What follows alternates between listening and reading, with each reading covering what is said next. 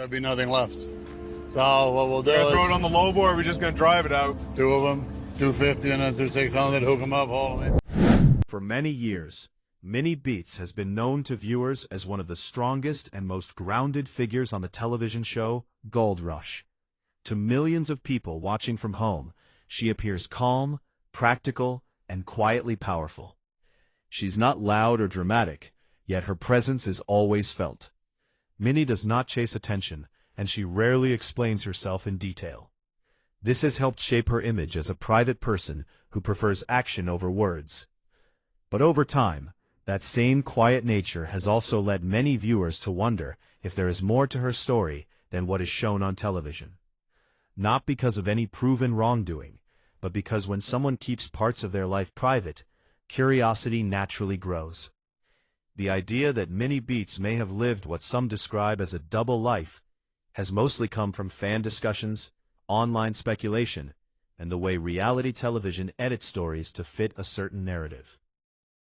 It is important to say clearly that there is no public proof that Minnie Beets lived a secret or dishonest life in the dramatic sense often suggested online.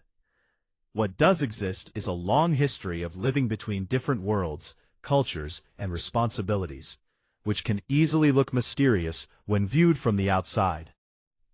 Minnie Beets became well known not because she wanted fame, but because she stood beside her husband, Tony Beets, one of the most famous gold miners in the Yukon. Tony is loud, direct, and sometimes explosive. Minnie, by contrast, is steady and controlled. Many viewers see her as the balance that keeps the Beets family operation running. She handles money, people, and logistics with confidence. She can operate heavy machines and also manage family matters with the same calm focus.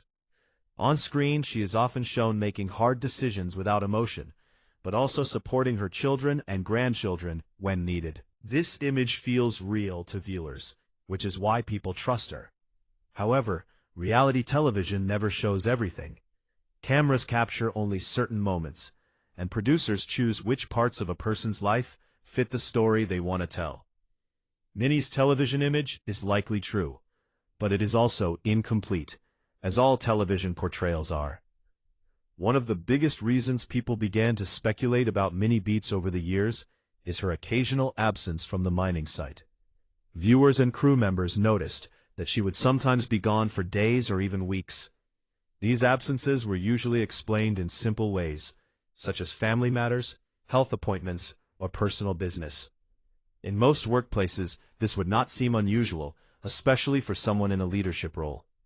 Tony Beets himself is known for not answering personal questions, and the mining crew learned early on not to pry into private matters. Minnie also raised 4 children while helping run a massive mining operation, so it made sense that she needed time away from the intense work environment. To her family, her independence was normal.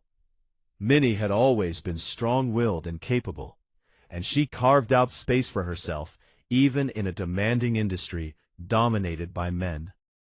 Still, when a person appears regularly on television, viewers begin to feel like they know them personally. When something does not add up perfectly, people start filling in the blanks with their own ideas. Minnie's reserved nature made it easy for those ideas to grow. She did not offer long explanations on camera. She did not share emotional confessions or personal backstories in detail. Over time, this silence was interpreted by some as secrecy, even though silence does not automatically mean something is being hidden. In reality, many people simply prefer not to share every detail of their lives with the public. Minnie Beets came from a generation and culture where privacy was valued, and where personal matters were not discussed openly, especially on television. Long before Gold Rush became popular, Minnie lived a very different life.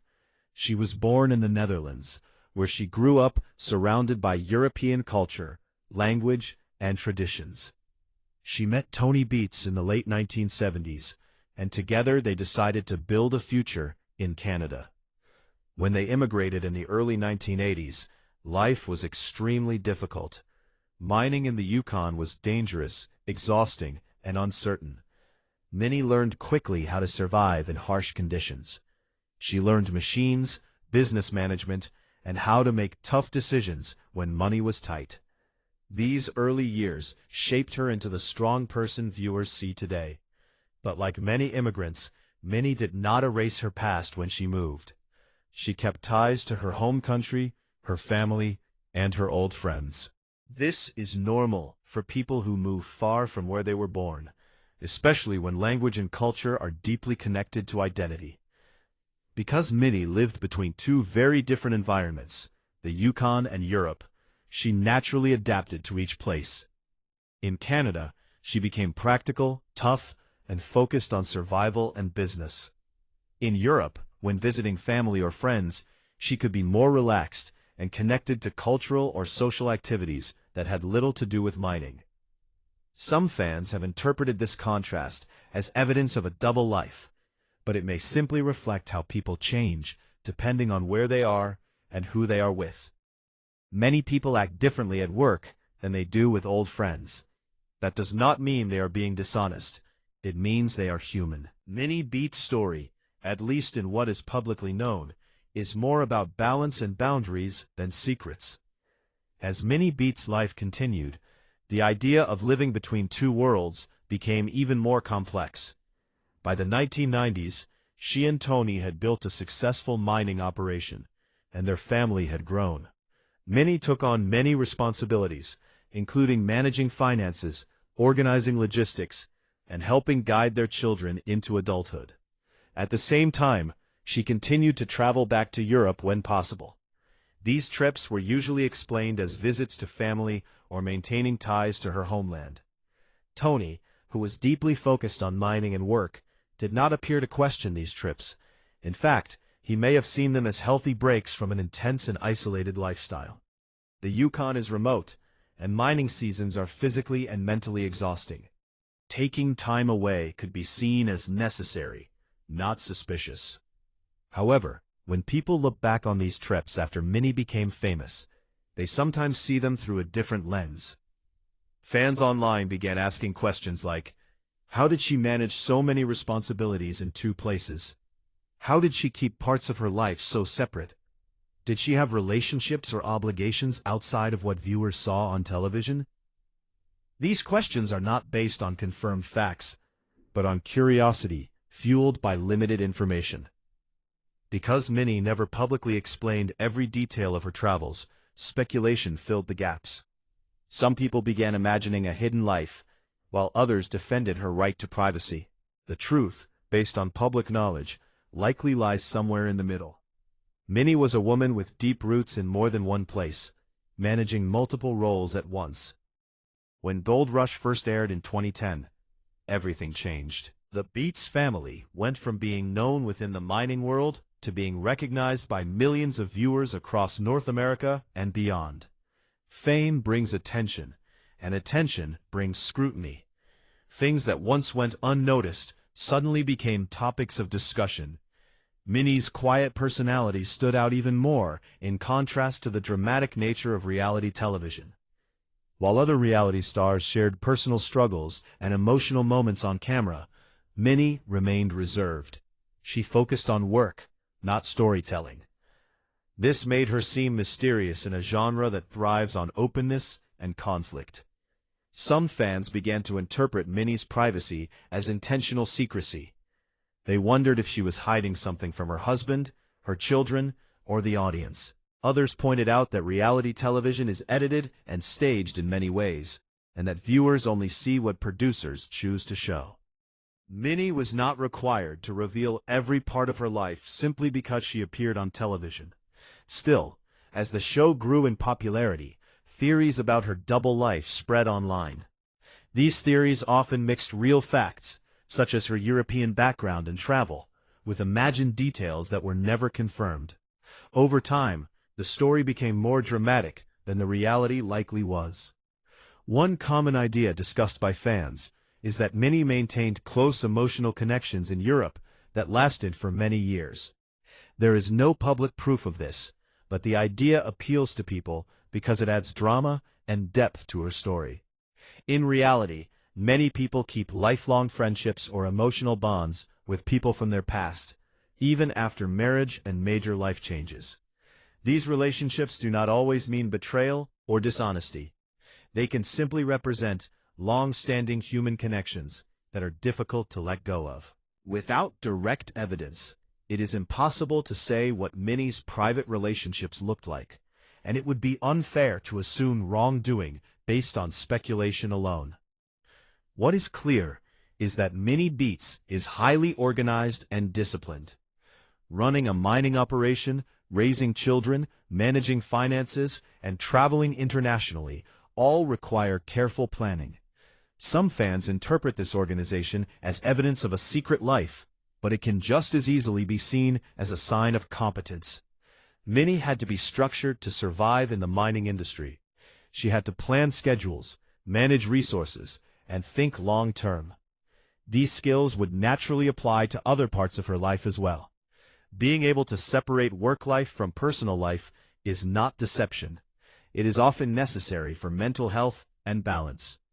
As Minnie aged, maintaining privacy may have become even more important to her. Fame can be overwhelming, especially for someone who never sought it. The pressure to perform, explain, and entertain can feel invasive.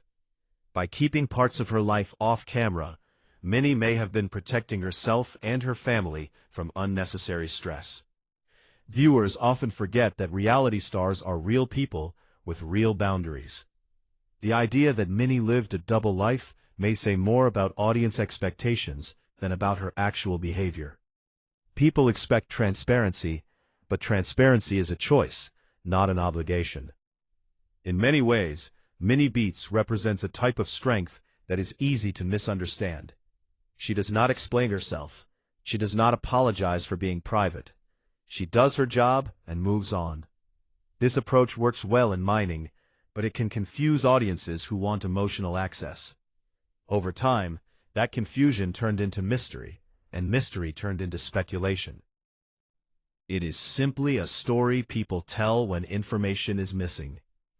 When looking at the idea of Minnie Beets living a double life, it is important to step back and examine why such stories become popular in the first place.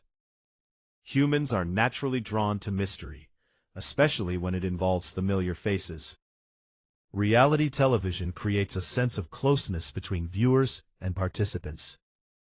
Audiences feel like they know these people, even though they only see carefully edited moments.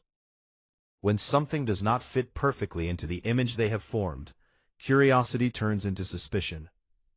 Minnie Beets' quiet nature, international background, and refusal to overshare made her an easy target for this kind of speculation.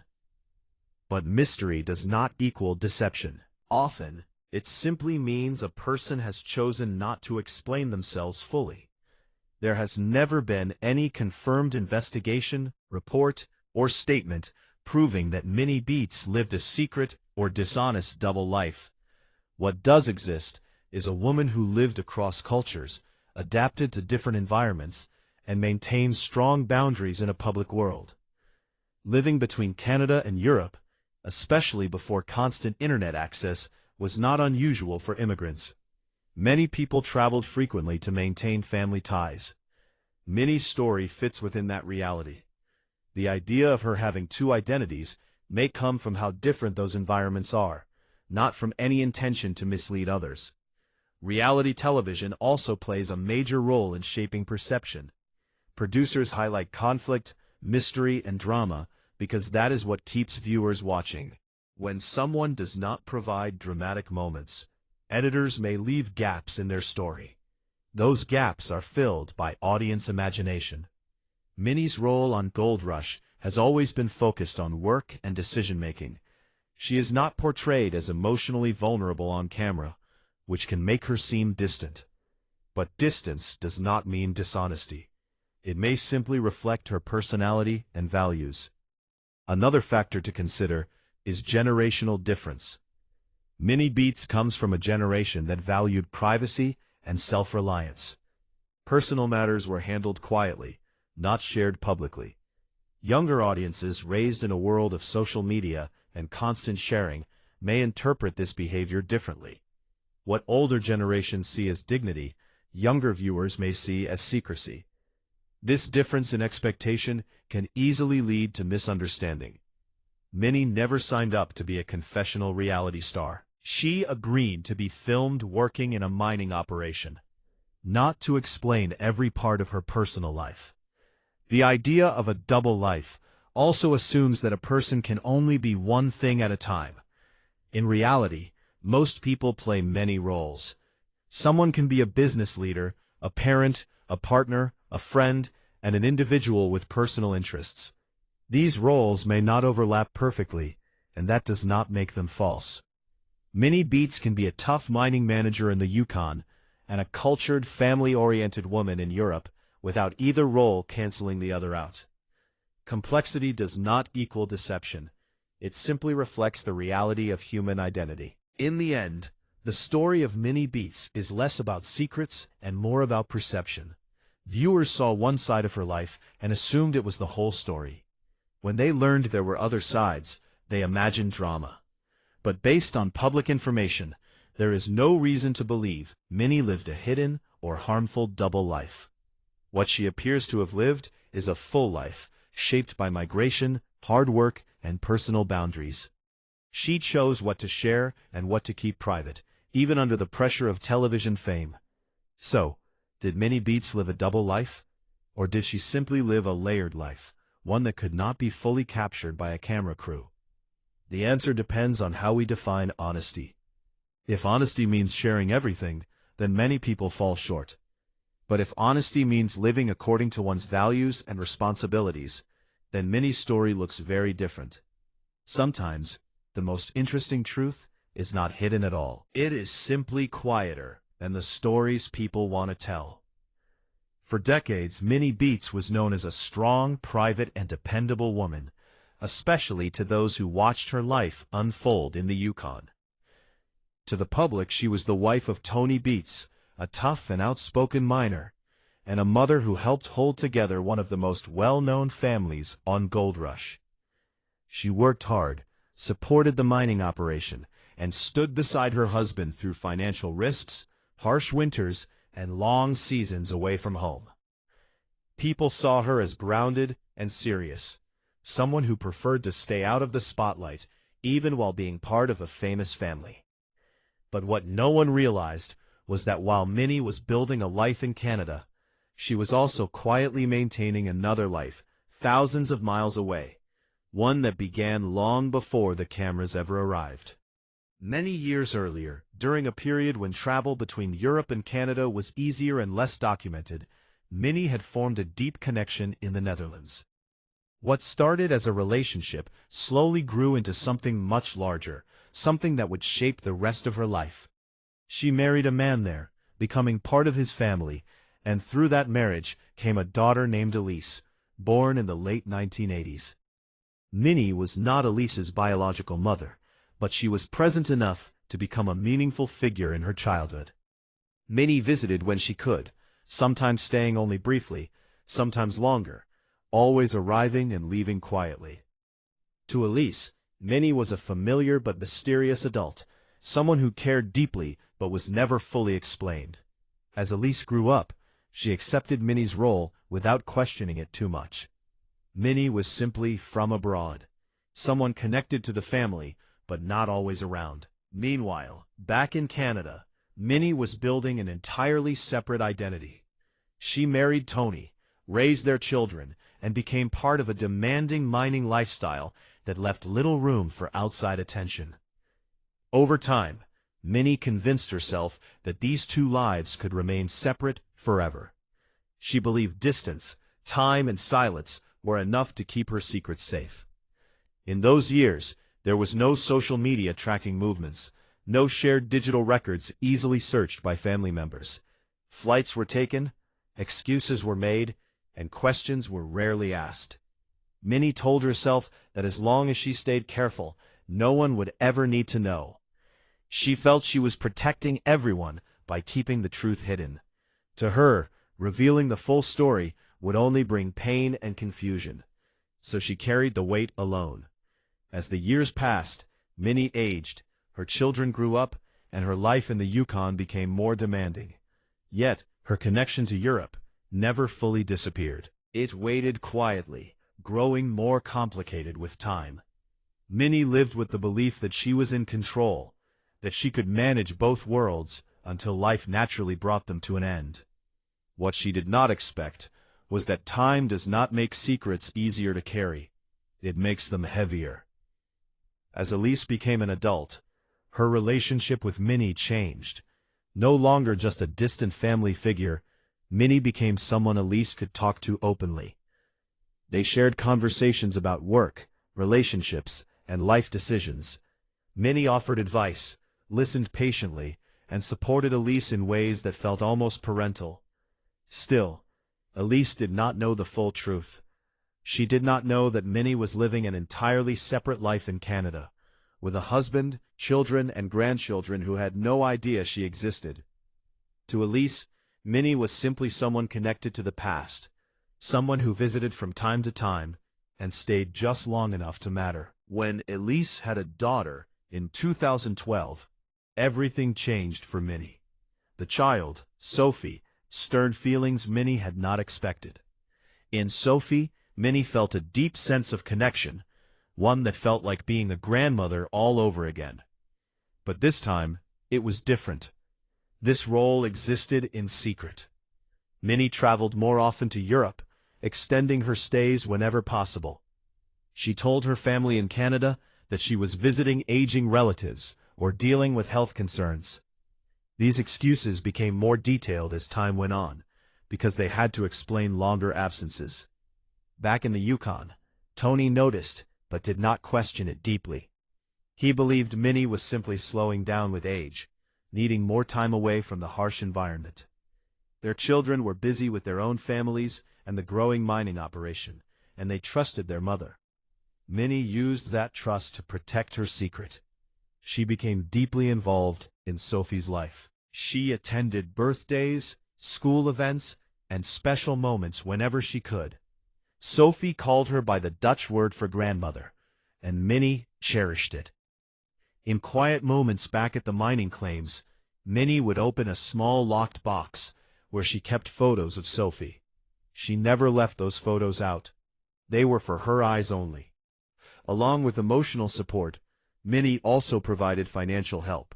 She quietly sent money to Elise to help with Sophie's education and medical needs. These funds were taken from accounts that Tony rarely checked, lost among the much larger sums moving through the mining business. When Elise went through a difficult divorce in 2016, Minnie stayed in Europe for weeks.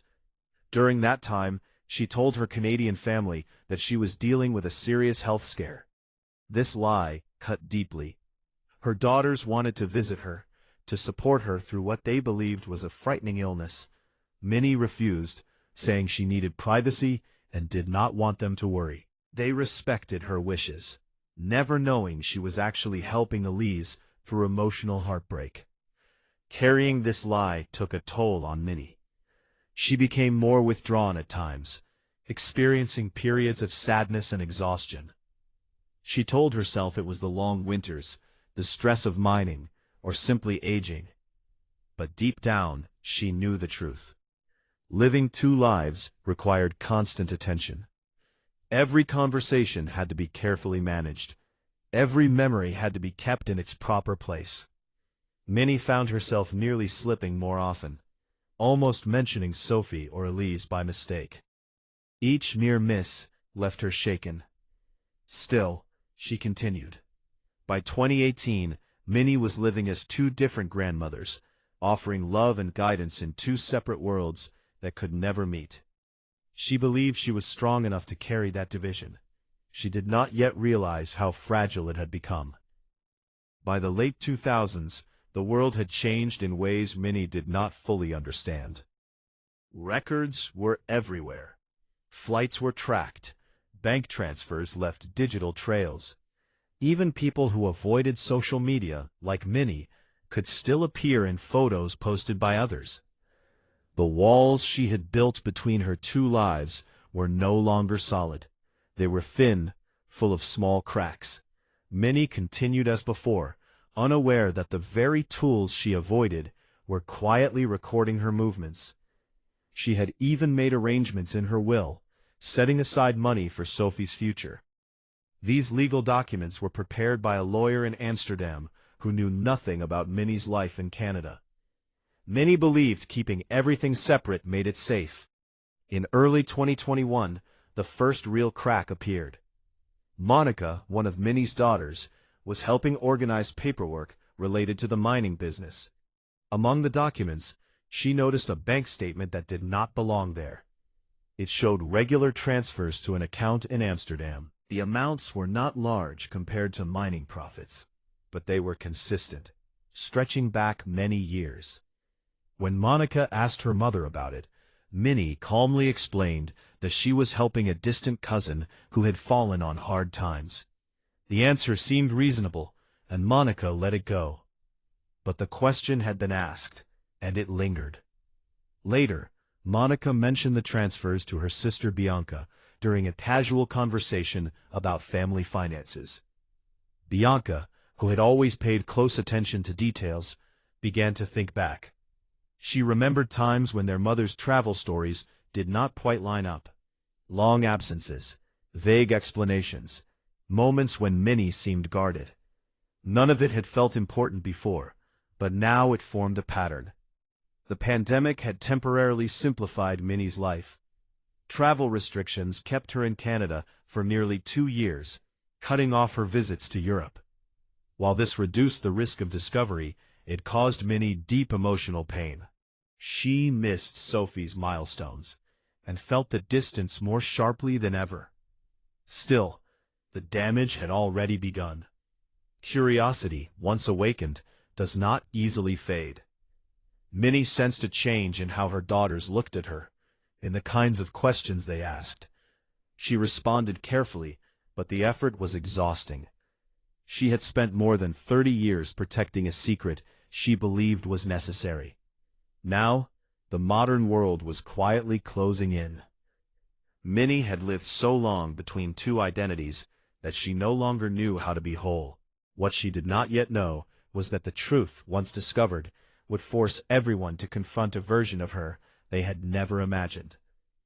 And once the first thread of a lie is pulled, the entire fabric begins to unravel.